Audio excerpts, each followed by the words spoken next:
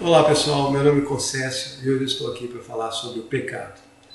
No último vídeo eu fiz um pequeno estudo sobre a salvação, citando alguns versículos para te assegurar de que a salvação é por graça e ela é de graça. Ou seja, uma vez que você recebeu ela, você não teve que se esforçar para conseguir alcançar a salvação, ela é um presente através do sacrifício de Jesus. E quando você recebe a salvação, você não perde ela mais. Nada pode tirar ela de você, nem mesmo se você cometeu algum pecado. Tem muitas pessoas que discordam disso e vão falar que se você não for fiel, você vai perder sua salvação. 2 Timóteo 2,13 fala, se formos infiéis, ele permanece fiel, porque não pode negar-se a si mesmo. Mas mesmo assim, muitas pessoas discordam, falam que você não pode negar o Senhor, você não pode pecar. Pedro negou Jesus 3 vezes, depois de andar 3 anos ao lado do Senhor, vendo os milagres, acompanhando, escutando os sermões, vendo tudo de perto. Na hora do aperto ele negou, mas Jesus perdoou, porque ele conhece o coração. Tomé, depois que Jesus ressuscitou, todo mundo viu, Jesus falou, nossa, nós vimos. Ele falou, eu não vi, não acredito, só se eu colocar o dedo ali. Né? Duvidou, ele negou a fé dele ali. Mas o Senhor apareceu e falou, Tomé, põe o dedo aqui. Por quê? Porque Jesus ele conhece a nossa estrutura, ele não nos condena. Deus não quer mandar ninguém para o inferno. Em 2 de Pedro 3,9 fala que ele não quer que ninguém se perca, mas que todos venham ser salvos. Então o nosso Deus ele não é um Deus de condenação, ele é um Deus de amor. A melhor definição de Deus está em 1 João 4,8 na Bíblia, que fala que Deus é amor. Então ele não te acusa, não te condena. Quem nos acusa é o inimigo do nosso coração, o inimigo da nossa alma que fica perante Deus nos acusando. Nós temos um advogado perante Deus que é Jesus. Pelo sacrifício dele, ele nos livrou. Está lá em 1 João 2,1. Então quando alguém traz o pecado à tona, aponta, esfrega na sua cara, ela não está trabalhando para Deus. Outro dia eu fui trocar o óleo na minha moto, cheguei no lugar, tinha 2 rapazes trabalhando, uma moça atendendo. Tinha umas mensagens comigo, resolvi dar uma mensagem cristã para cada um. Um dos rapazes ficou lendo com maior atenção, interessado naquilo. E a moça chegou e falou, você precisa, você é um fornicador. Ele olhou assim, ficou meio sem graça, e eu pensei no meu coração, falei assim, por quê? Ela ficou acusando ele. Qual seria o motivo de uma pessoa ficar acusando a outra, apontando o pecado à outra?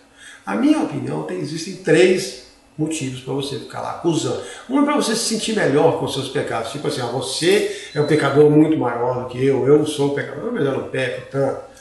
Mas é aquela história do Tiago 2,10. Se alguém resolve guardar toda a lei, mas tropeça em um ponto, é culpado de toda a lei. Então não adianta, um é mais pecador do que eu, todos somos pecadores. Se o outro motivo, ela pode estar querendo fazer ele enxergar os pecados dele, os erros dele, para ele se arrepender. Tudo bem, se for realmente um motivo sincero, tem que ser feito com muito amor. E mesmo assim, mesmo sendo um motivo amoroso, nem é tão necessário, porque a gente sabe quando a gente faz errado. Aquele rapaz estava interessado na palavra, ele sabia que ele precisava daquela mensagem. Deus escreveu a lei dele no nosso coração. A gente sabe quando a gente faz errado. Está em Jeremias 31:33. Então a razão, na minha opinião, mais comum, inclusive hoje entre os cristãos, para a acusação e a condenação é a manipulação espiritual. É o que mais acontece hoje em dia. As pessoas te acusam, te expõem o seu pecado, querem te condenar por ser um pecador para fazer você seguir determinadas regras, atender ou obedecer certas doutrinas que são doutrinas de interesses pessoais. Mas você tem que lembrar que todas as pessoas que vieram a Jesus, ele não condenou, ele amou. Ele não repreendeu. Ele amou os bêbados, as prostitutas, os cobradores de impostos que não eram honestos. Até a mulher adulta. Ele perdoa todos. Porque ele veio ensinar o perdão de Deus para nós. As únicas pessoas que ele repreendeu foram os líderes religiosos. Mas por quê? Eles eram os mais santos aos olhos de todos lá. Eles guardavam a lei, jejuavam 2 vezes, davam dízimo até do que eles colhiam na horta, faziam as orações, iam para o templo, liam as leis do tempo inteiro. Então qual era o problema deles? O problema deles era a atitude, o coração, que é o que Deus está interessado. Quando Jesus estava lá com a mulher samaritana na beirada do poço, ele falou com ela, ele falou, olha, Deus é um espírito, ele quer que as pessoas o adorem em espírito e em verdade. Ou seja, você tem que adorar Deus no seu coração, em verdade, de verdade. Em 1 João 4,8 fala que quem não ama não conhece a Deus, porque Deus é amor. Ele está interessado no amor que você tem pelas pessoas. Os religiosos, eles condenavam as pessoas. Eles trouxeram a mulher adúltera para Jesus. Por quê? Porque eles estavam interessados em cumprir a lei. A mulher foi pega em adultério, tinha que ser apedrejada. Vamos lá, ó, isso aqui foi pega, vamos apedrejar. O que você acha, Jesus? Jesus estava ensinando outra coisa. Ele falou, tá, quem tivesse em pecado, apedreja, joga a primeira pedra. Ele sabia que todos tinham pecado, porque todos nós temos pecado. Então essa não era a questão. A questão é a autojustiça, o que eles sentiam. Nós somos mais santos do que ela. E a nossa própria justiça, ela fede aos olhos de Deus. É um outro pecado. Quando você se acha muito santo, você, na verdade, você está fedorento. Fala em Isaías 64:6, que a nossa própria justiça fede. Jesus, ele sempre perdoou. Sempre. Ele nunca condenou ninguém. Quando ele estava indo para Jerusalém, pediu para os discípulos entrarem numa vila, arrumar um lugar para dormir, as pessoas recusaram eles. Os discípulos voltaram e falaram, você quer que a gente manda descer fogo do céu e queima a aldeia?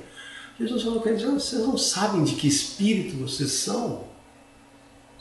Porque isso é uma coisa do Antigo Testamento. Elias descia fogo do céu para queimar os infiéis, os ímpios.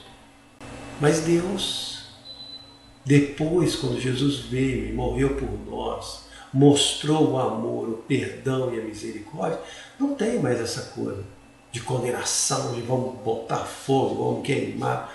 Não existe. Existe o amor, o perdão. Quando Jesus estava morrendo na cruz, o que ele falou? Ele falou assim, Pai, perdoa. Eles não sabem o que fazem.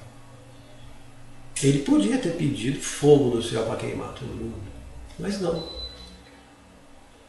Porque Deus sempre perdoa e Ele quer que a gente aprenda a perdoar. Se alguém te condena, essa pessoa não está agindo no Espírito de Deus. Ela está agindo com uma autojustiça, uma religiosidade dela. Essa é uma justiça que vem da lei, ela não vem do amor de Deus. Jesus expôs isso muito forte. Ele expôs os religiosos da época, em Mateus 23, ele falou tudo o que eles fazem a fim de serem vistos pelos homens. Eles colocam fardos pesados nas costas dos outros homens e eles nem com o dedo movem, eles ficam dando obrigações para os homens fazer difíceis e eles nem mesmo. Ele fala assim, eles fecham o reino de Deus para os homens, eles não entram e não deixam os outros entrar. Olha que incrível.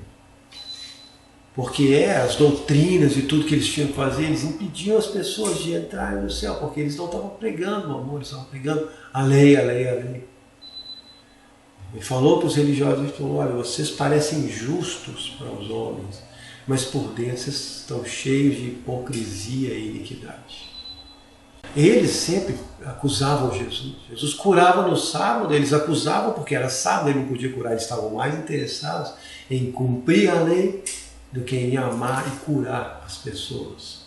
E Jesus falou, se vocês soubessem o que significa misericórdia quero e não sacrifício, vocês não condenariam os inocentes. O maior problema do homem não é o pecado, é o orgulho, a arrogância. Por isso que é muito mais difícil seguir a lei de amor do que a lei de Moisés, os 613 mandamentos. Os cristãos modernos fazem hoje um papel ridículo condenando uns aos outros, se comparando, julgando, segundo a lei. Aqueles ali adoram imagens. Ah, esses aqui, eles não guardam o sábado. Aquelas mulheres usam maquiagem. Esses daqui nem vão, esse aqui nem vai na igreja. Então, sabe, o que eles tinham que fazer é olhar para eles mesmos, para os erros e as falhas, e parar de condenar os outros, como Jesus falou em Mateus 7,3. Por que você está interessado em ficar tirando o cisco do olho do seu irmão quando você não vê o toco que está no seu olho? Você não importa, tira do seu olho primeiro. Na verdade, o que acontece? Você não tem que ficar condenando os outros. A gente tem que amar. Tem tantas leis na Bíblia que a gente quebra sem saber, que você desobedece, você peca todo dia. Comeu uma feijoada, pecou, está lá. Deuteronômio 14, os animais que você não pode comer porco, coelho, avestruz, andorinha, peixe sem escama, camarão. Mas Jesus, quando ele veio, o que ele falou? Ele falou em Marcos 7,15, quando eles estavam condenando ele por comer com as mãos sujas, ele falou assim: não há nada fora do homem que entrando nele possa contaminar. Mas é o que sai dele que contamina. Por quê? Porque é o que está dentro do coração do homem. Que sai, as palavras, as atitudes, aquilo é o que contamina ele. Tem mais um monte de mandamentos que você não sabe e você não cumpre, e por isso você pega. Fora o que as pessoas inventam. Se você ficar vendo o seu celular durante o culto, você vai para o inferno. Não vai. Se você olhar para o decote daquela garota, vai para o inferno. Não vai.